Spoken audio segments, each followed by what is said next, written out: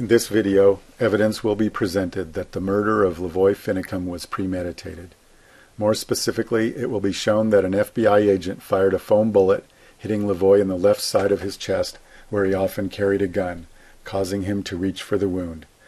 The FBI agent fired this bullet for the purpose of making LaVoy reach in a way that would appear as if he was reaching for a gun, which would then justify the killing of LaVoy. The evidence will also show that these actions were premeditated and that they must have been planned by the FBI organizers of this operation. Red lines have been added to indicate shots fired. All shots were fired either by the FBI or the Oregon State Police. No shots were fired by LaVoy or the occupants of LaVoy's truck. The shot annotations were intended to be consistent with the Tri-County Major Incident Team analysis. However, one additional shot has been included that they did not reveal, and the evidence for this shot will be presented. Originally, LaVoy stopped when the FBI pulled him over. During this time, the FBI fired an unprovoked shot at Ryan Payne, who was in LaVoy's truck at the time. As a result of this shot, LaVoy decided to flee in his truck. What about Ammon and those guys? We can't get around them. I'm going to go get help. Okay. Stay down. I need a phone so I can call as soon as I get service. Wait up. Yeah, keep watching the phone to see if you get any service. I don't have any. I can't even get Joe Rice. Coming up fast. Yeah, they are.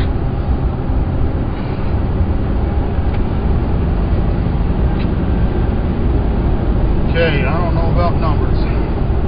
Well, I got numbers, but I can't call because we have no service. Okay. No, mobile network not available. Do you have numbers for people here in town? As LaVoy comes around a blind curve, he sees the roadblock and begins braking. It is important to note that the roadblock is set up around a blind curve with a speed limit of 65 miles per hour, and that there is a significant downhill slope on this curve, and there is a 3-foot snowbank blocking the vision of the road ahead. All of these factors make the roadblock difficult to recognize and make it difficult to stop in time. It is very unusual to find conditions such as these to make a maximally deadly roadblock. Had the FBI moved the roadblock further down the road, it would have been easier to spot and easier to stop and much safer. The placement of the roadblock is designed to create a situation where LaVoy crashes into the roadblock, which can justify the killing of LaVoy.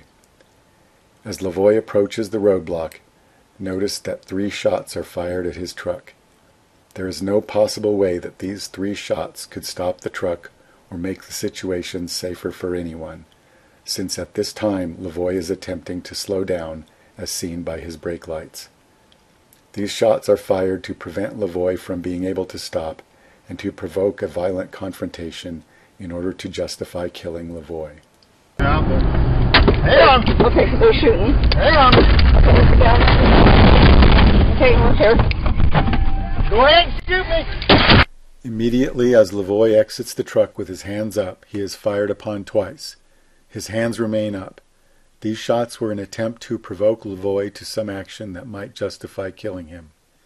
At this point, LaVoy has been fired upon 6 times. Every shot fits with a pattern of trying to provoke a situation that will justify killing LaVoy. Although the previous 6 shots and the dangerous placement of the barricade indicate premeditated murder by themselves, the events in the next few seconds are the focus of this video, and these are the most important events to show that the murder of LaVoy was premeditated. First, look at the actions of LaVoy as he leaves the truck. Notice that LaVoy is walking with a steady gait away from the truck. LaVoy keeps his hands up consistently even when 2 shots are fired, narrowly missing LaVoy. LaVoy is moving away from his truck because he knows he will be killed, and he is trying to draw fire away from the other people in the truck. He is walking to the most exposed position.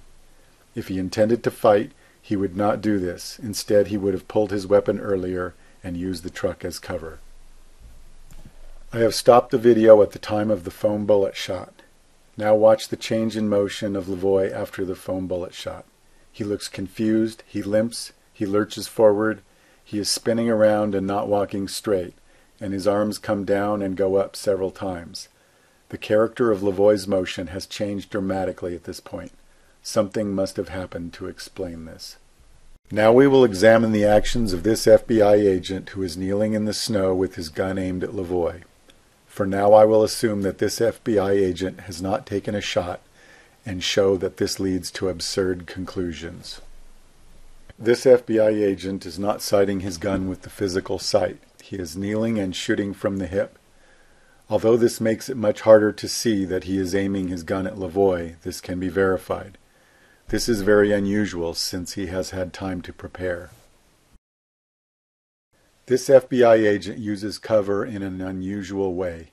This FBI agent has positioned himself so that the black truck is between himself and the video camera. This FBI agent has not used the truck to protect himself from LaVoy. As soon as this FBI agent sees LaVoy reaching, this FBI agent turns away quickly. This is the opposite of what he should do in this situation. Would you turn your back on a man who has already been shot at 6 times and might be reaching for a gun? This FBI agent didn't think that LaVoy was reaching for a gun, and he bet his life on it. LaVoy has not been disarmed or secured, and this FBI agent turns away at the crucial moment, putting his fellow officers in danger. This FBI agent was waiting for LaVoy to come into view. Within 1 second of LaVoy coming into his view, he turns and walks away. This makes no sense. LaVoy is now visible.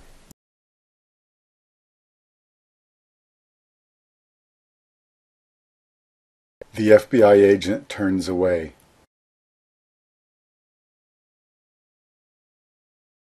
Here is the same segment at normal speed. LaVoy is now visible. The FBI agent turns away. As this FBI agent turns away, he is crouching, apparently hiding from something, but he is not hiding from LaVoy.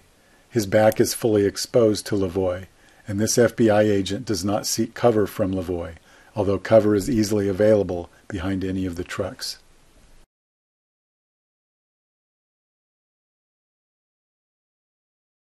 While LaVoy is being killed, this FBI agent crouches in front of the white FBI truck. He is still exposed to LaVoy, even though cover is only 1 step away.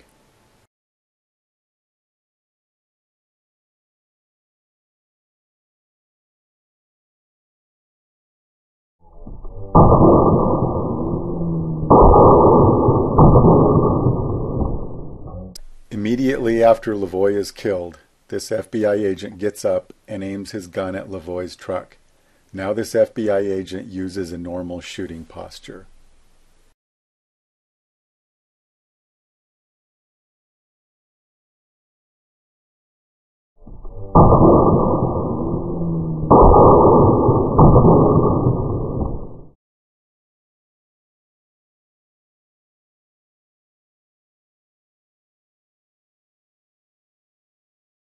When it is assumed that LaVoy was reaching for a gun, the actions of this FBI agent appear to be insane. Nothing that he has done makes sense. A theory that interprets this FBI agent's actions as insane cannot be correct. We need to look for another explanation.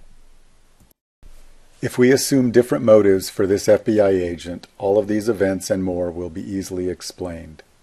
This FBI agent is armed with foam bullets, and his job is to shoot LaVoy in the area where LaVoy carries a gun.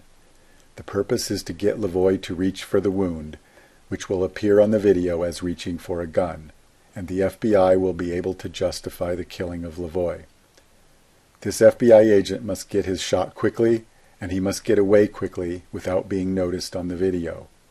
This FBI agent cannot allow this shot to be detected, because it would prove that the killing of LaVoy was intentional and premeditated.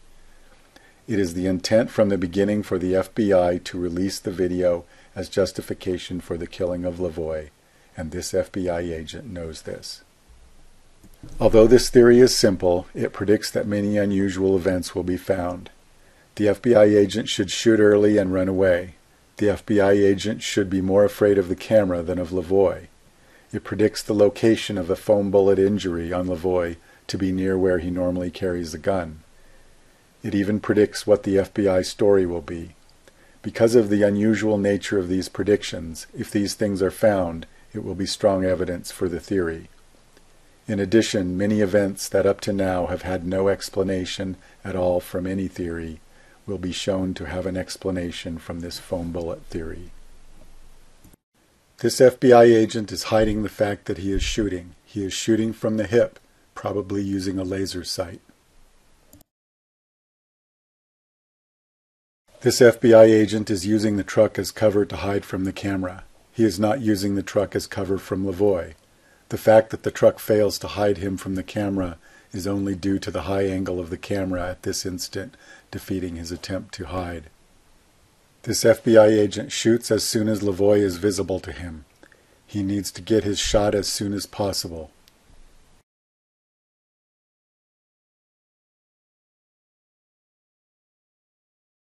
LaVoy becomes visible now. The FBI shoots now. The camera zoom is at the exact time when LaVoy comes into the view of the FBI agent. Did the camera operator know the plan and coordinate the timing of the zoom? Zooming at this exact time makes the foam bullet shot out of focus, but it enhances the vision of LaVoy reaching. If this is a coincidence, then it is a precisely timed and well-planned coincidence. LaVoy becomes visible now. The FBI shoots now. Here is the same segment at normal speed. Trying to. Stay down, stay down, stay down. There is a moment of motionlessness followed by a rapid relaxation of his body, indicating that this FBI agent has just taken a shot. Stay down, stay down, stay down, stay down, stay down, stay down. LaVoy reaches for the area where he has been shot. Stay down, stay down. LaVoy reaches with both hands equally as if reaching for a wound, not with one hand as if reaching for a gun. Stay down, stay down, stay down. LaVoy reaches down and then immediately puts his hands back up, consistent with fighting the involuntary response to reach for the wound, but not consistent with reaching for a gun. After the shot, LaVoy suddenly develops a very distinct limp, as if his left leg, or possibly the left side of his body, is injured.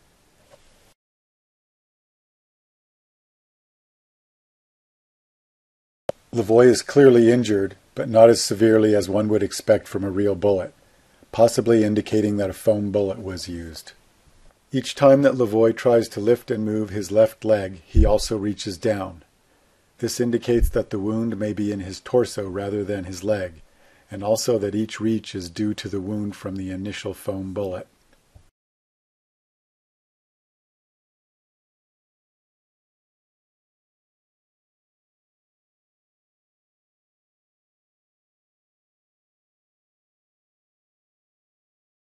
If the injury is near where LaVoy carries a gun, it would be in the rib cage on his left side. This would make it very hard to hold up his hands, especially when lifting and moving his left leg. This matches the motion that we see from LaVoy.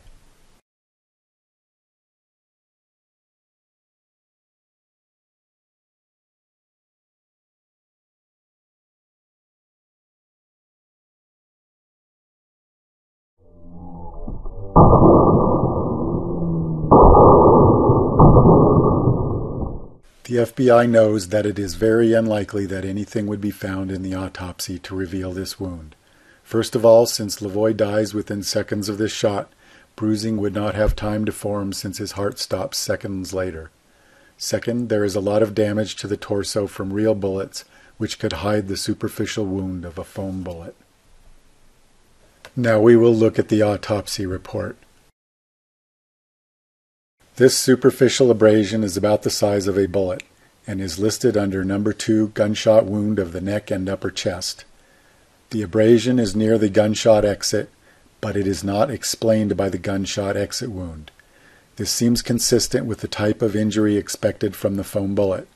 The location of this wound also matches where LaVoy carries his gun. This diagram shows the approximate position of the gunshot exit wound, as well as the wound that I am interpreting as the foam bullet abrasion. The FBI special agent in charge for Oregon FBI will show us where LaVoy carries his gun.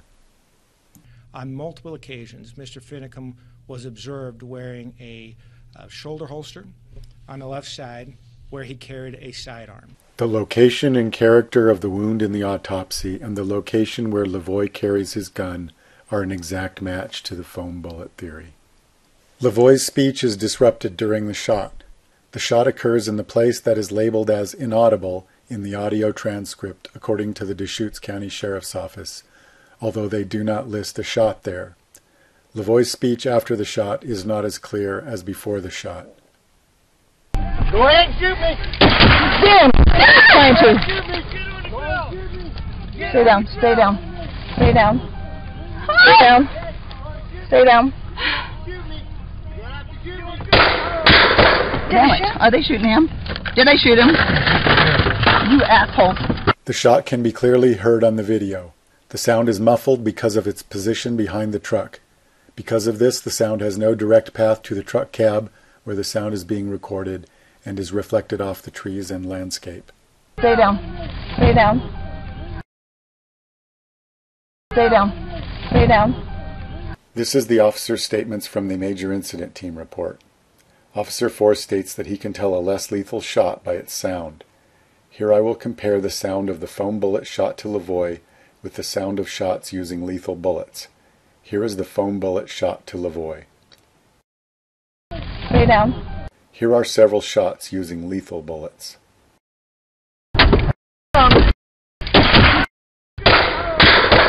Now we will compare the sound of the foam bullet shot to LaVoy with other less lethal shots.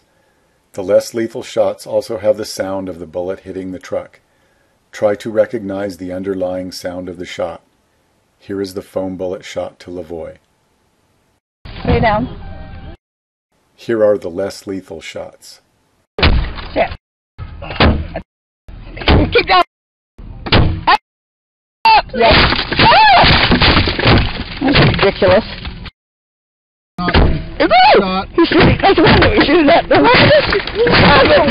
The sound of the shot to LaVoy is more consistent with the sound of less lethal shots. We now have confirmed that the foam bullet shot is heard on the video and that the sound is consistent with the less lethal shot. This is all completely consistent with the foam bullet theory. Victoria screams immediately after the shot. This indicates that Victoria saw LaVoy being shot. Before Victoria screams, Shauna says, "Stay down." After Victoria screams, Shauna again says, "Stay down." This indicates that Victoria was not staying down at this time and is further evidence that Victoria witnessed this shot. Stay down. Stay down. Stay down. Stay down. Victoria claims that she watched LaVoy get shot while walking with his hands in the air. She clearly describes the first shot as being separate from the 3-shot sequence that killed LaVoy. Her description of this shot is consistent with the video and consistent with the foam bullet theory. They shot him like right there because he was just walking with his hands in the air, and I saw it. I swear to God, he was just walking with his hands in the air, and they shot him. And they shot him dead, and then after he was down on the ground, they shot him 3 more times. Are they shooting him?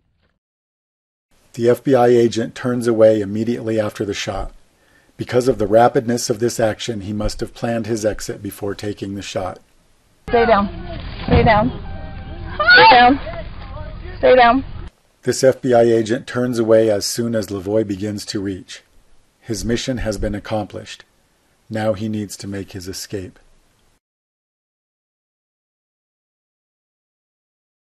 The FBI agent turning away at this time is an extreme action that is consistent with the foam bullet theory, but strongly contradicts the theory of LaVoy reaching for a gun.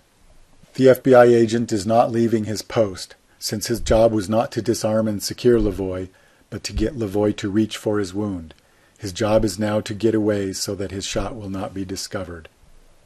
The FBI agent's gun hand remains pointed at LaVoy even as he is beginning to turn. This indicates that a shot has just been taken. His gun hand remains tensed longer because it must absorb the gun recoil. Had he not just taken a shot, his gun hand would have moved with his body as he turned. This FBI agent is trying to hide, but not from LaVoy. He is trying to avoid being noticed on the video. While LaVoy is being killed, he crouches low in front of the truck, making himself nearly invisible to the camera.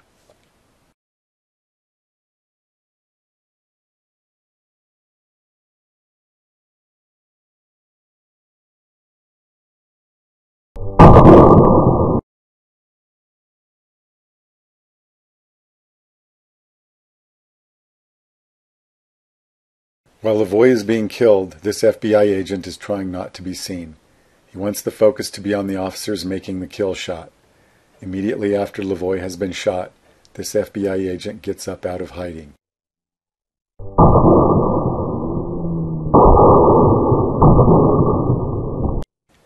This FBI agent now aims his gun in the normal way and is no longer hiding his shot. He acts as if he never had interaction with LaVoy.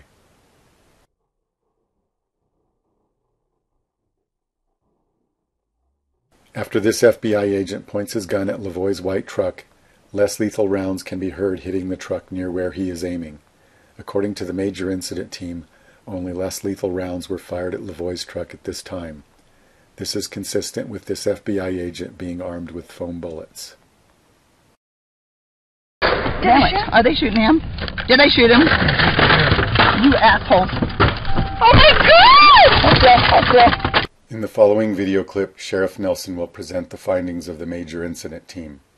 I have also inserted my own comments.